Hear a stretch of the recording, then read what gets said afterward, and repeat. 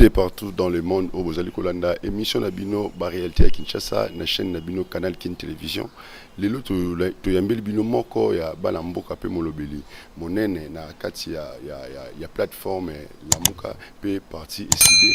o babenye la kombo ya Maman Chantal mbote Maman Chantal mbote ndeko Canal Kin Télévision to kutena to pesa onanu ba bonne fête ya mois de la femme le spécial journée de la femme mais tout ça masole belé ya kobeta bonne fête. Nalobi merci pour na kotosa yo mais likambo fete ezate to tombela nde mokolo malamu ya réflexion na baimboka nyonso surtout bana basi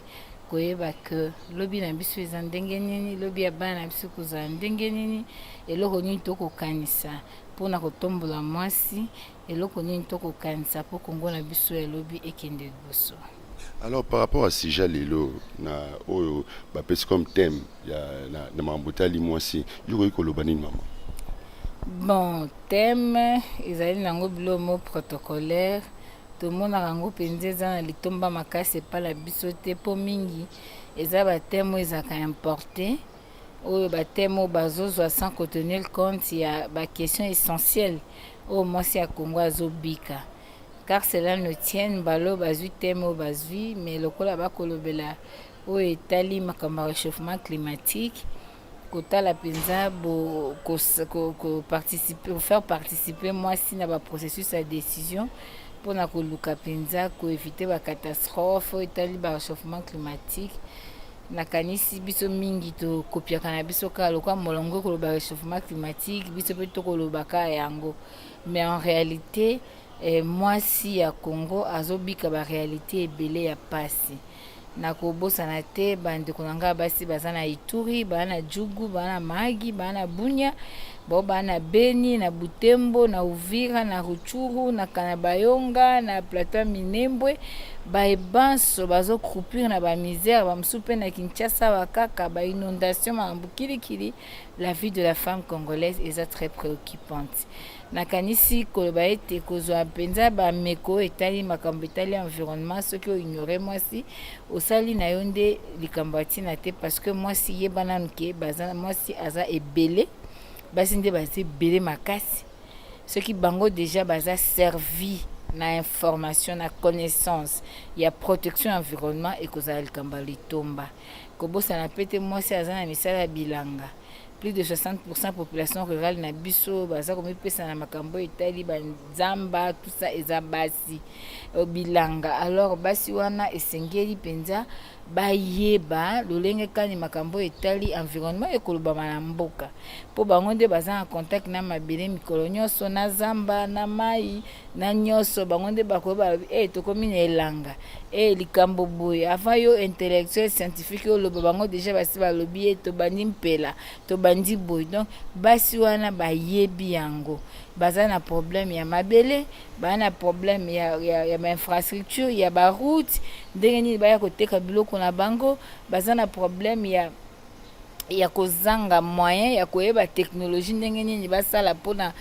permettre bango ete nzoto enyokama makasi te nyonso wana eza baproblème na bango mais nzoka nde bango nde basalaka mpo biso tolia mpo fufu ekoma na mesa mais tokotenir compte na bango te tokozwa badécision bango basibi tokoya na badécision toyokoyo na université mais esengeli kosola na baye bazali en contact permanent na mabele bango nde bakoyebisa biso keba esika wana milone ekobota te bango nde bayebi bakomona lokola bato ya boye nde babisai président élu bakomona nde bakobuka banzete butu na moi bakokata banzete ezokende mais peuple autochtone oyo aza wana azozwa nini na mosala ya bango ya banzete bazokata eloko ni redevance ni bazozongisela ba peuple autochtone oke koto na kolozi balobi ete bamine partout bamine ti na ville na nsima ya bakartier penza oyo penza ya centre ville bamine wana nyonso bazotimola eza koexpose population na nsima na yango eza nini. Donc c'est-à-dire mpona likambo makambo etali respect environnement esengeli mwasi azala associé ntango tokendaka wenze toye todongoli matembele biso nde tobwakaka basali te biso nde tobwakisa basali te mpa bana fulu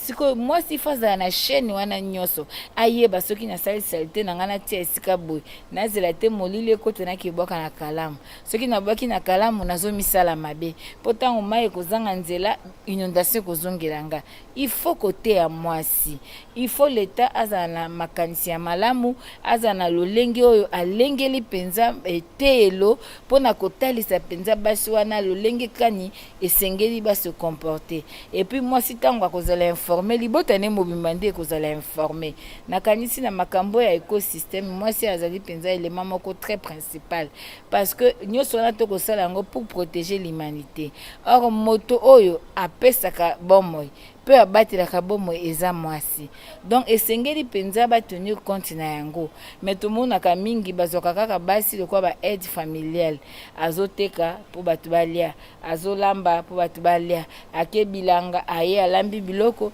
ye moto auti na moi banda ntongo na pokwa abandi su kolamba akotiela papa ntango akolia mama ta mosu ale nano te ta mosu mpe akaboli biloko ye azangi mpo na nini mpo aluki libota na ye sa nini elia ezala malamu me ndenge nini tokodeside sir moto wana sanki ye moko azala na kati yango wana ozomona ete esengeli mpenza etumba ya mwasi na basecteur nyonso ya vie nationale ezala kote ya bainfirmière bakobunda mpe kana etumba na bango akosala mosala aza expose aza kosala mosala cu batonga asala boye asimba moto ya sida moto ya corona moto ya boye aza expose me mbalo nini akozwa eske mosala infirmière etosami eske mosala femme accoucheuse eske etosami nyonso wana ezali bisika oyo basi bazali baza kolengela mpe bomoi bakolengela environnement ntango bakozwa basalite eutaka na hôpital bakobwaka yango wapi la femme intervient toujours na esika nyonso wana me leloko nini bakokanisa mpo na mwasi wana esengeli te ezala kaka toya kosala badiscours politique tolobi tolingi basi te toya na bamaputa tokabela basi te tolingi yango te toya koflate basi tomema basi na baterase toboyi tokanisa nde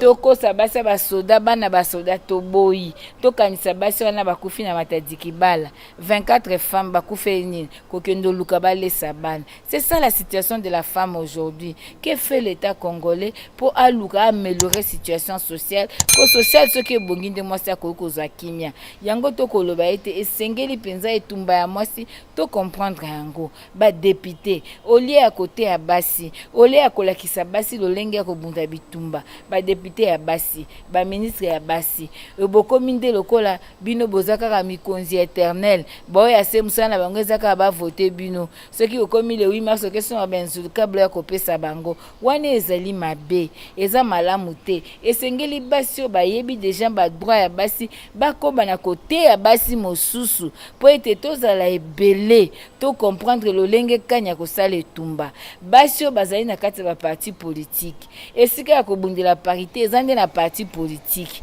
na kopesa bino ndakisa biso basi ya eside na se ya bokonzi ya honorable Charlotte pe à son âme na mama Kindembe Odette tobundaki na conseil national na biso ya eside tolobi ete malgré statut na biso elobi ezo respecter constitution tolingi tozala na mobeko moko disposition moko elakisi clair et net mpo na mwasi ya eside ayeba ete parité eza respecté na eside tobundaki na conseil national tozwi résolution na biso mpo na kolakisa ke mwasi asengeli azala représenté esengeli to respecter parité na lolenge wana siko ntango congrès kosalema nde congrès na biso koadopte yango mpo batela ndenge ya kokotisa yango na statut mais na kosenga mpe basi baparti mosusu babunda kaka etumba ya lolenge wana mais mpo tozwa mpe parité yango ezosenga engagement politique ya mwasi ezosenga détermination ya femme congolaise esika nyonso oyo ozali esengeli obunda oza na société bunda oza na entreprise publique privée bunda ozosala entrepreneuriat féminin bunda oza na quartier courant ezalaka te baoyela bino bafacture ozelaka bana mibali batelema telema loba nazwaka courant te na kofuta te non consommation non paiement otelemi obeti tangwa obeti baporte bata société ezocomprendre yo te ekofinir bakocomprendre yo parce que batia biso makambo moko balobi mwasi nde nzoto nzoka lokuta esenga nde mutu esala balobi ole na mwasi ole na ndoki nzoka bible elobi qui trouve une femme trouve le bonheur balobi ndoki ya mwasi alimbisaka te nzoka ndoki aza mobali aza mwasi mosane kaka koderobe kodétruire na koégorge bana même mission donc batieli biso biloko moko boye mpo balakisa biso basi ke biso toa mabe te tobunda toteya mpe mibali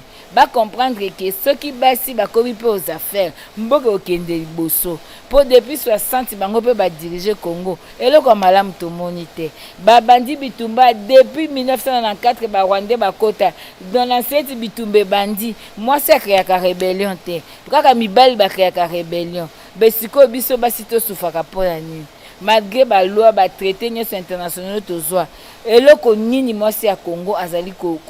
kobika na quotidien na ye ya mikolo nyonso yango tolobi basi bozala mpe na makasi ntango bomoni babuki mobeko botelema mpe boganga bolongwa na kobanga esengeli koloba la loi électorale est-ce que eza en faveur ya promotion ya mwasi lelo biro ya seni batieli bango kuna mpo biso tokobuna dépotisation ya seni na biro na bango batie wana basi baza combien est-ce que basi bamérite kozala wana est-ce que loi esengi basi bazala wana ozotala lelo baélection ya bagouverneur ya baprovince basi baza boni est-ce que omoni mpenza ke bato balobi te basi baza te esengeli baluka bacandidature ya basi mpe ezala encouragé non nous devons célébrer autrement le 8 mars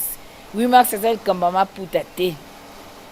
eza nango likambo te ya kozala jalelo ya bato moko boye te esengeli to réfléchir mais tobunda bitumba na kati ya baparti politique na biso mpo mongongo ya mwasi bando yokana na parti politique yo kobunda na parti politique boye ti ekomi lere ekomi ya baposte bakeye kozwa copine ya mutu moko boye bakeye kozwa cousine bakeye kozwa nièce bakeye kozwa nani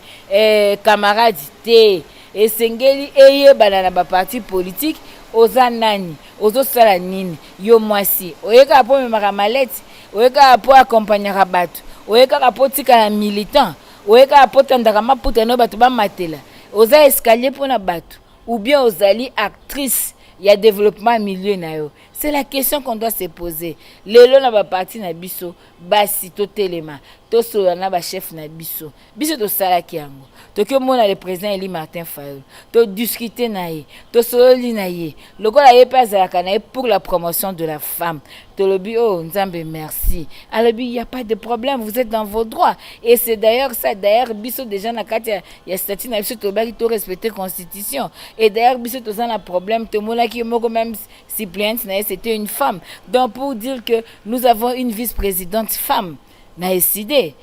Maman Louaka. Moi, je suis secrétaire nationale en charge de la communication. Je suis une femme. Nous avons une secrétaire générale adjointe. Maman Biba, c'est une femme. Nous avons deux femmes comptables et une femme. Nous avons un secrétaire national à tourisme et c'est une femme. Tout ça, mais ce n'est pas suffisant. Toko bakaka na bitumba ti penza toko ma 50-50. Tozo bunda. Mais na lingi na ebisa basi nyoso. Battons-nous d'abord dans nos partis politiques pour que makambo ya femme, ya parité homme-femme et ça une vie dans nos partis. Dès après ekoza malam. Battons-nous dans les entreprises. Battons-nous jusque na ba milliers d'entités territoriales décentralisées, na ba milliers locaux na biso. Il faut respecter la parité. C'est comme ça que le pays va se développer. Merci wana boyo kibongo zali mama Chantal na mate ya nyonso apesi na bino ba mama eza lokola atei mama Chantal Rojimo depuis Belgique le atei mama Mike Rojimo le atei mama Espérance Nouveau Zonjoli lokola atei mama na biso depuis Paris Fatou Clos mais mama Chantal mingi to équipé les loto beta moi li solo ya voyage ya président Martin Fayulu depuis outi Bwende boni ba sango ya Bwende. Vraiment félicitations na peuple et population à Bwende. Malgré badongolo miso bayaki na bambongo na makambo po batia bulu eke menzamba alakisi ke esika oyo étoile na ye ezotambola ye azalaka toujours koaccompagner yango. Vraiment félicitations le président élu azalaki na Bwende bayi Bwende basepeli bayoki ye bamoni ye bavotaka ye bamosusu bamona ye nanu te bamoni ye basepelaki mpe ayebisaki bana boye nde moto akosa bino te 2023 élection moto akosa bino te glissement ezali te toye koyebisa bino soki okei na bureau de vote omoni ete bamoto oyo oponaki baponi te esengeli orecouvre badroit na yo azaki claire ayebisi population ya boye nde makambo elekaki na 2018 ekozonga lisu te asoli na peuple na ye omoni communion na population na ye epuis alakisi bango ete alobi tokobunda kaka etumba tokokobala kobeta dada eza nde likambo ya sportivité ya endurance eya nde likambo ya contrôle ya ballon. Mais kolanda bayi politique mosusu c'est comme si balobi ki élection oui facha lobaki élection et kozala mais tout monde ndeko Martin Fayulu c'est comme si abani ba pré-campagne na ye to éviter. Non, ça ce n'est pas connaître la loi du pays. Le président Martin Fayulu azaki na programme ba tourner avant Covid ye balobi moyen basala babiloko anezate totikaki lelo azongeli kaka agenda na yo azayaki nango asali campagne quoi tomona bato bakenda sa campagne balobi na ye po bopesa ngai voix na bino na sa mandat mosusu tomona ye campagne baloba ite pona ni le président a qu'à rappeler peuple vigilance électorale a qu'à rappeler peuple qu'il y a des élections en 2023 c'est constitutionnel et c'est ça faire la campagne. Non, moni bato se bana bilan te et puis ba sentir que Sonia à côté na bango parce que terrain et sanzi bango yango moni bakomi ka ba report en report bazalaka na babiloko wana mais biso toza kuna te tozo dépendre na mutu te tozo dépendre na constitution ya mboka le président élu ayebisi peuple alobi zala vigilant ayebisi peuple alobi pas de glissement na ebité campagne za. Merci maman Chantal mais trop balisusu na kotuna président Martin Fayulu déjà na ville à Kinshasa et tout ba programme na et puis ba action na mususu na ville à Kinshasa zalindeni. Bon, bah action, agenda na est très très lourd. Je crois na temps convenable to repé sabino programme ya place ya kokende prochainement. Ya ba action ya ko sala to repé sa yango. Mikolo Tikoleka bozalaki na secrétaire général adjoint ya SID. Bosalaki point de presse par rapport à bandeko oyo ba hôtel okanga bango ba kateli bango soki 10 ans de prison je crois oh bazali na boloko ya makala na minute sango na bango siko ezali ne. Bon to interjecta qui appelle to zali kozela et puis tolobaki pe kana point de presse wana qui décide prendra ses responsabilités parce qu'on ne peut pas comprendre que justice est politisée. On ne peut pas comprendre que parti moko IDP ça s'imposer sur ba parti mususu parce qu'il y a le bien dans le pouvoir mais pouvoir oya zo quitter légitimement. Donc nous disons que nous devons jouir na ba droit na biso nyonso o nzambe disons mobeko ya mboka epesi biso tozo continuer combat tozo dénoncer tozo qui a témoin opinion nationale et internationale liberté à opinion est garantie liberté à penser est garantie on ne peut pas comprendre parce que on a des points de vue divergents dans régime ba koma ko utiliser bateau pour la koluka ko museler bayi décider to ko kanga bango monoko to ko bangsa bango nous sommes déterminés d'aller jusqu'à la fin. Mais kosuka na wana te c'est comme si babi moko na parmi na bano bakanga kineti moko to perdre déjà. Oui, tozwaki information wana ke moko na kombo ya Nzazi Nzola azongisi molime pa nkolo Nzambe suite ya baku oyo azwaki na nzela ya ba policier lero bayaki kokanga bango alors